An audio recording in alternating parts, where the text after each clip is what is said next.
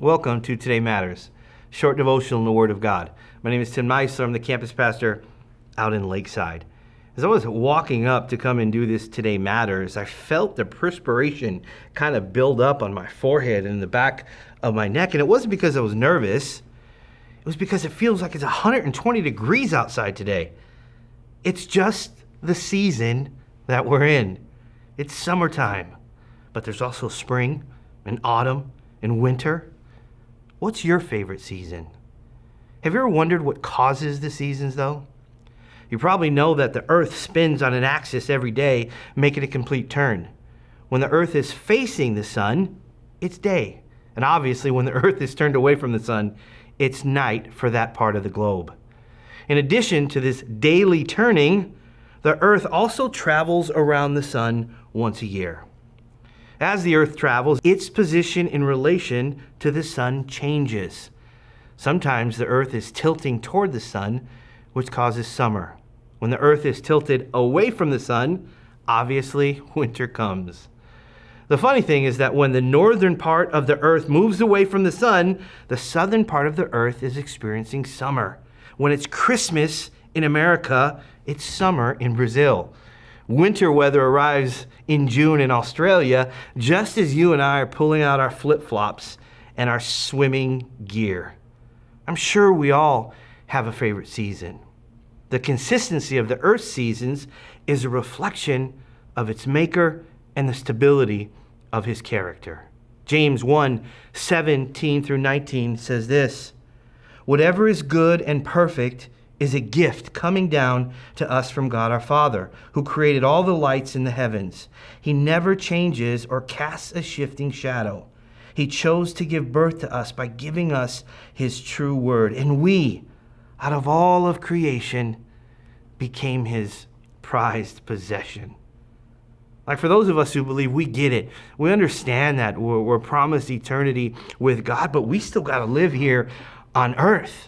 And although God gives us those seasons of weather and all this and that, but sometimes just as important, there are seasons of life that we go through.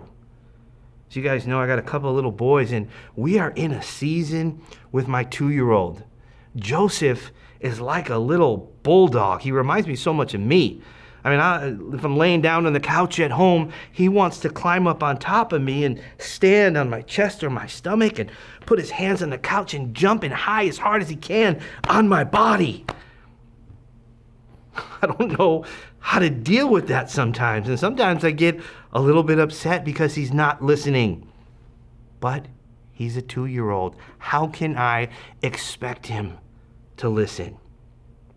It all goes back to the seasons of life. And as I meditated on this particular Today Matters, God revealed to me all the different seasons in my life, whether they were seasons of waiting or seasons of growth or seasons of pain or seasons of change.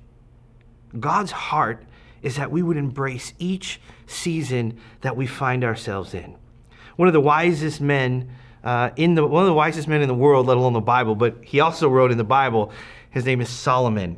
And here's what Solomon says in the Word of God in Ecclesiastes chapter 3. Here's what he says about seasons.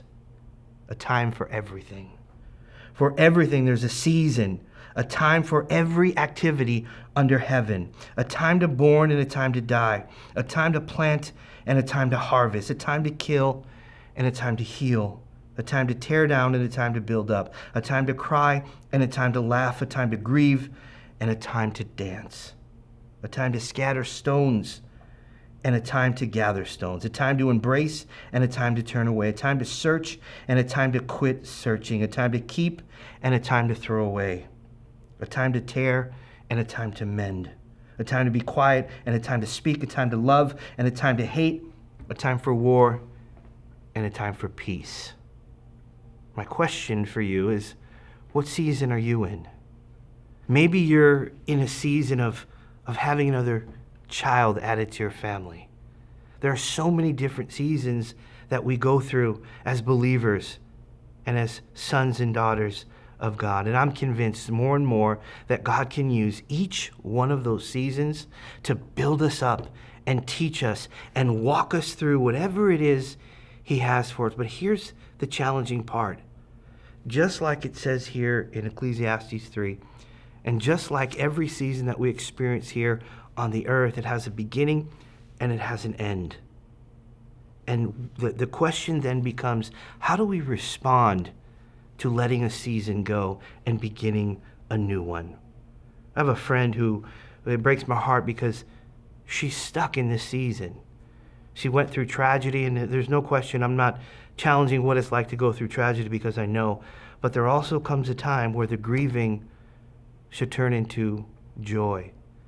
And the grieving should allow us to experience those feelings when we lose somebody and move on to a new season. If you're struggling, let me be clear, I'm not minimizing your struggle, but there's a season and a beginning and an end for everything. And I want to challenge you. Embrace the seasons that God places in front of you because today matters.